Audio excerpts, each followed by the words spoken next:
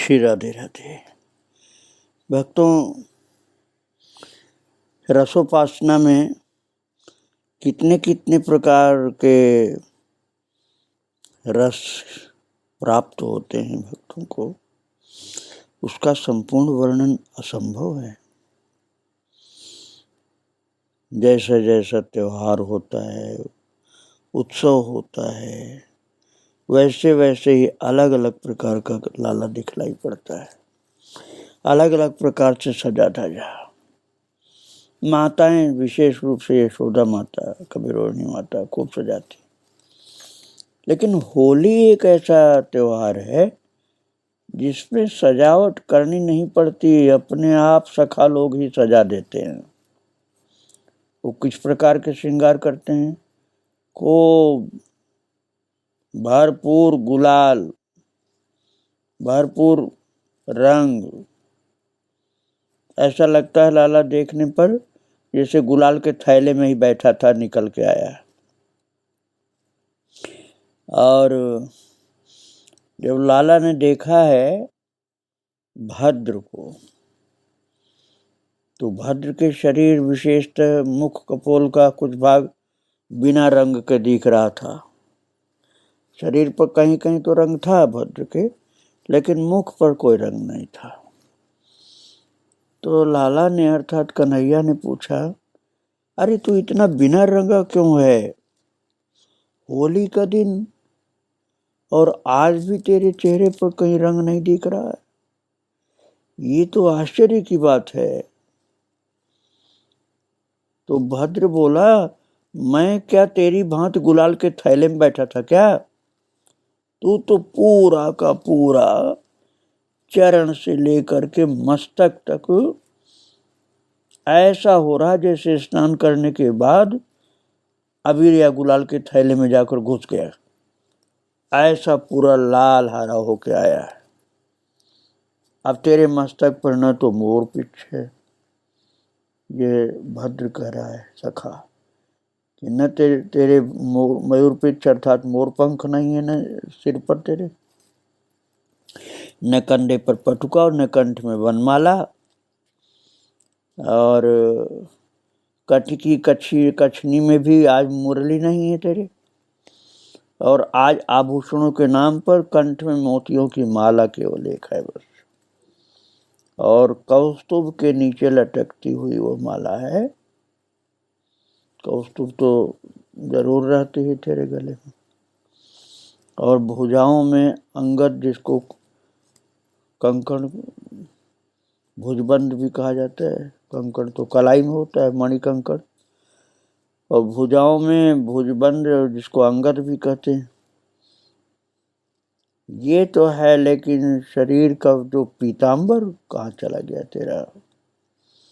वस्त्र के नाम पर कछनी केवल है, पीतांबर भी नहीं है। आज तो यही पता लगाना असंभव है कि मैया यशोदा का लाल सांवला है कि गोरा है। कहा न कि कन्हैया ऐसा लगता है जैसे गुलाल भरे बोरे में से सीधा निकल के आया है।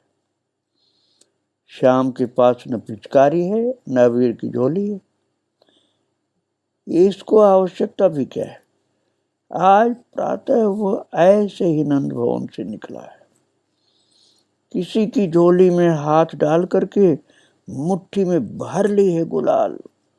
वो झोली वाले के मुख को लाल करेगा या दूर किसी को ताक करके मुट्ठी फेंकेगा, ये कोई नहीं जानता।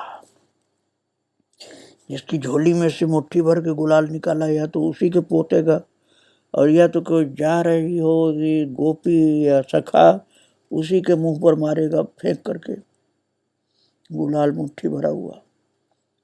पता नहीं किस किस की पिचकारियां झपट ली हैं आज इस लाला ने, और आज इसने और उसी का रंग उसी के ऊपर डाला है।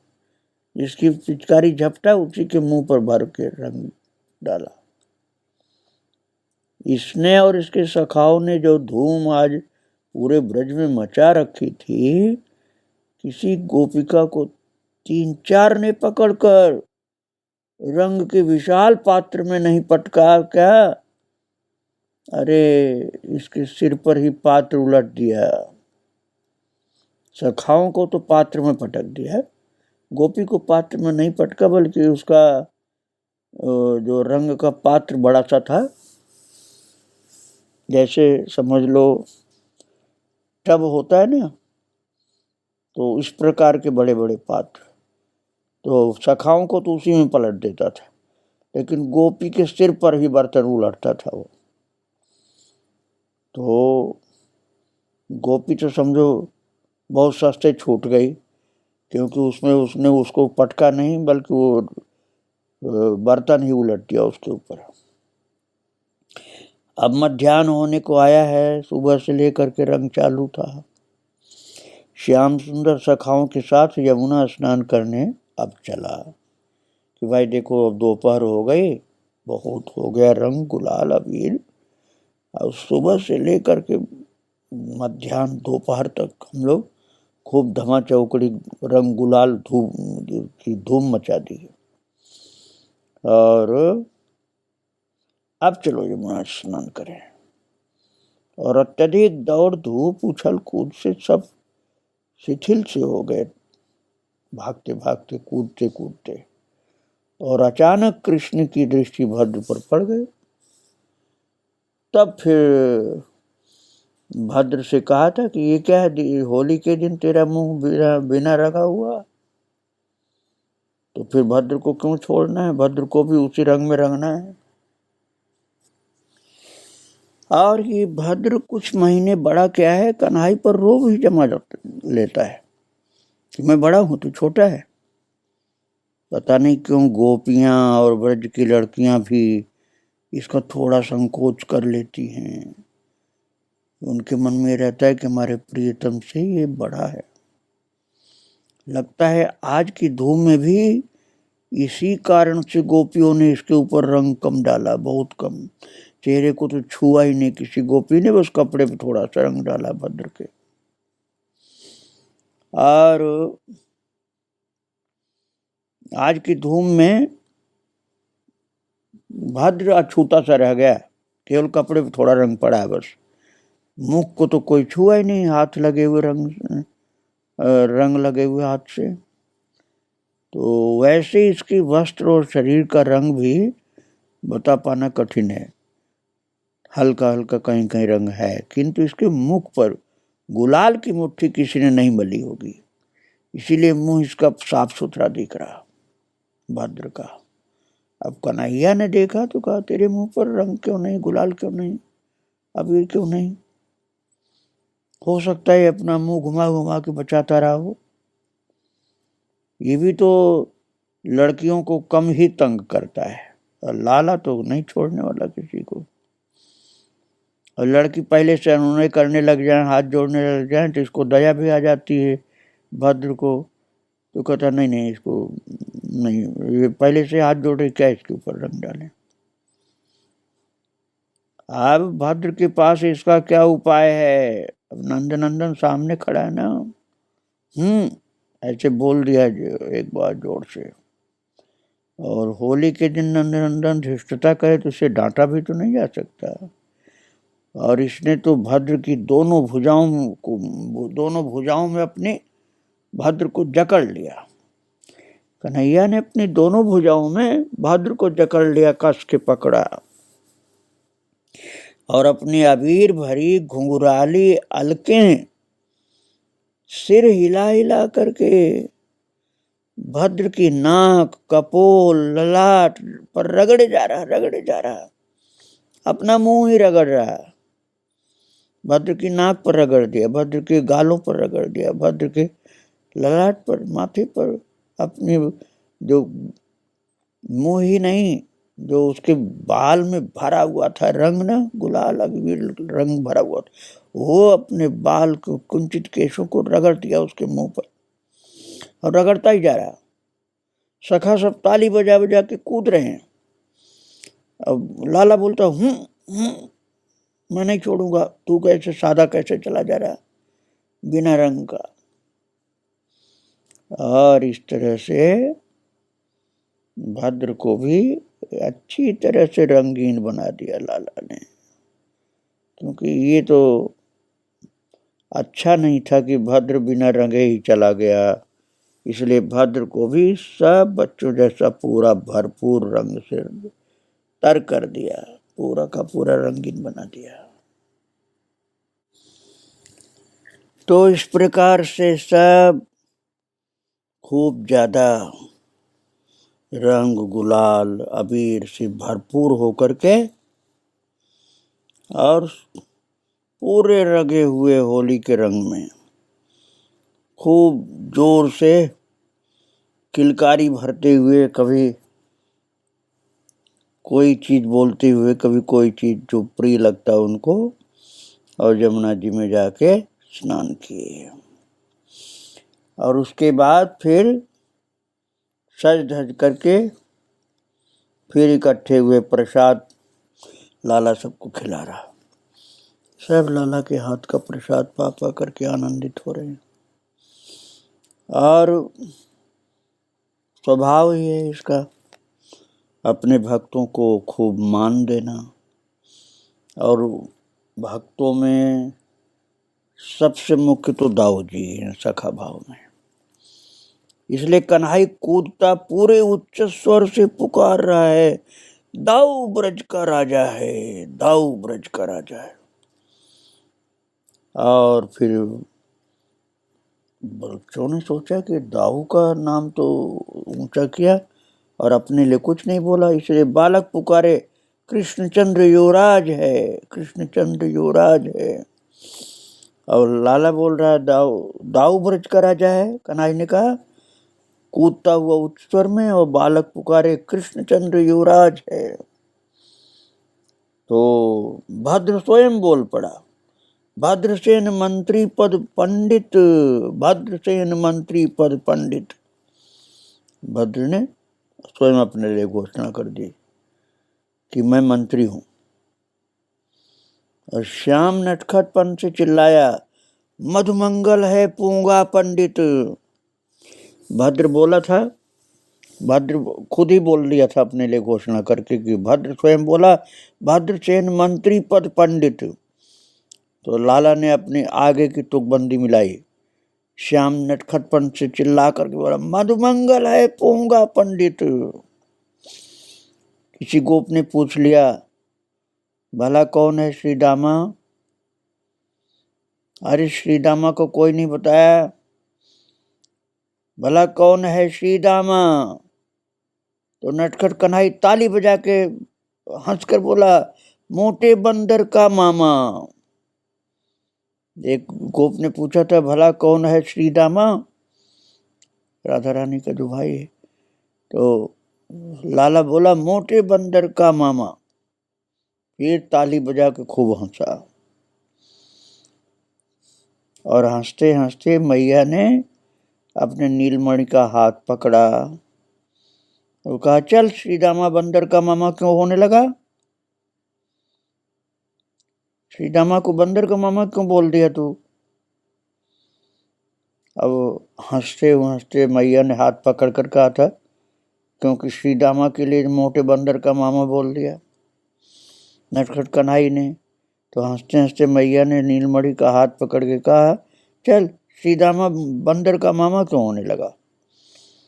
तो माता रोहिणी भी हंसती समीप आ गई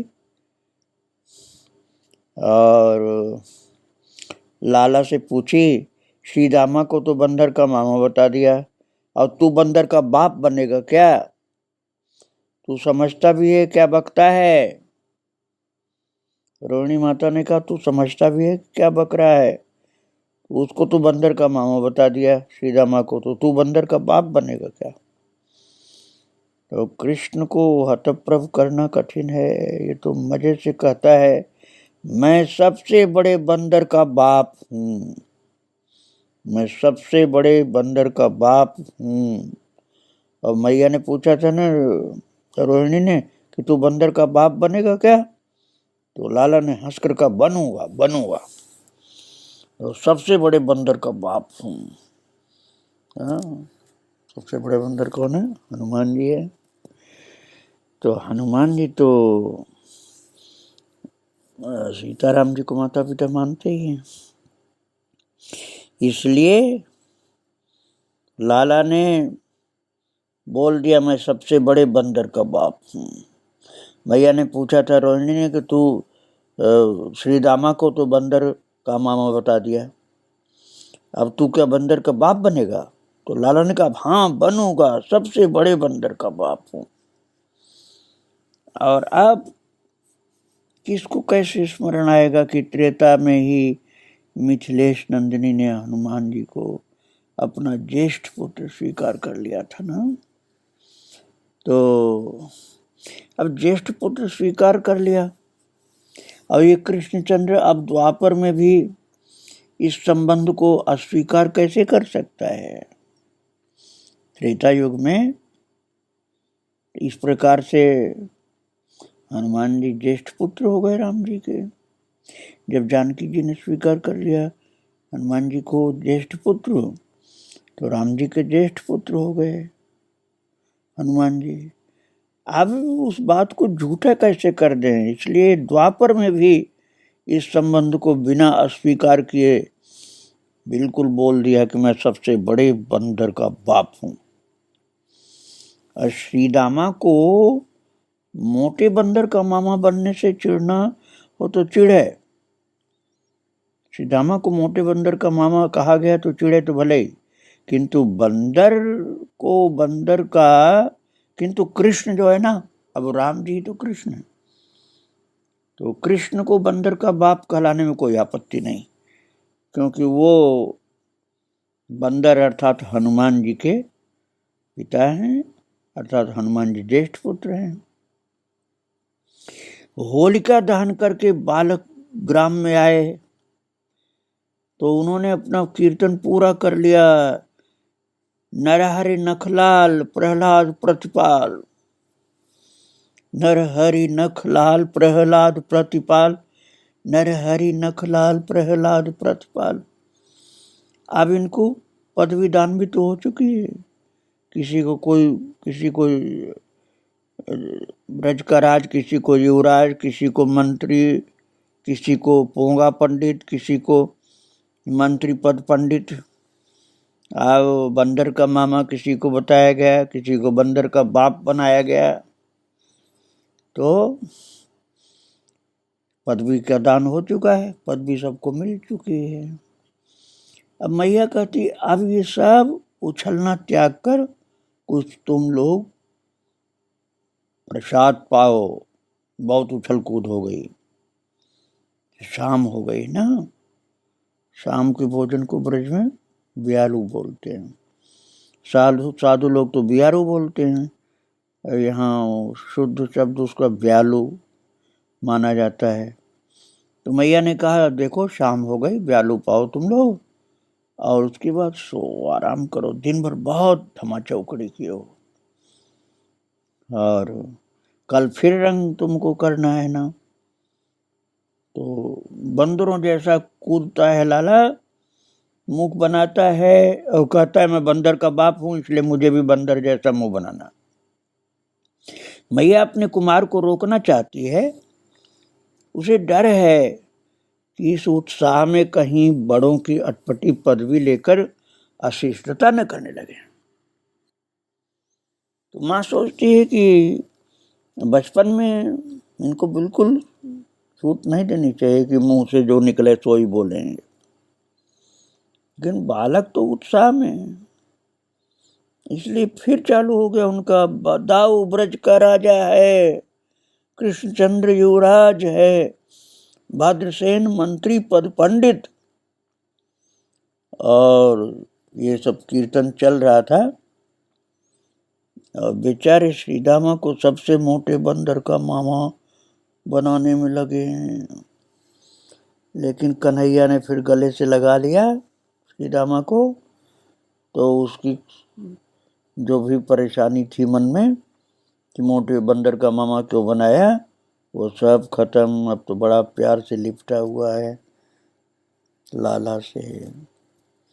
लाला श्रीदामा को प्यार करके उसको सबसे ज़्यादा आनंदित कर दिया, और सब सखाओं को फिर बाद में गले लगाया। सबको होली की जो भेंट है ना, गले लगा लगा के आलिंगन प्रदान कर करके उससे भरपूर आनंद से भर दिया। ऐसे आनंद से भरे हुए सखाओं सहित लाला को और बड़े प्यार से हम लोग भाव से अपने अपने नमन करें या आशीर्वाद दें। श्री राधे राधे, जय श्री राधे।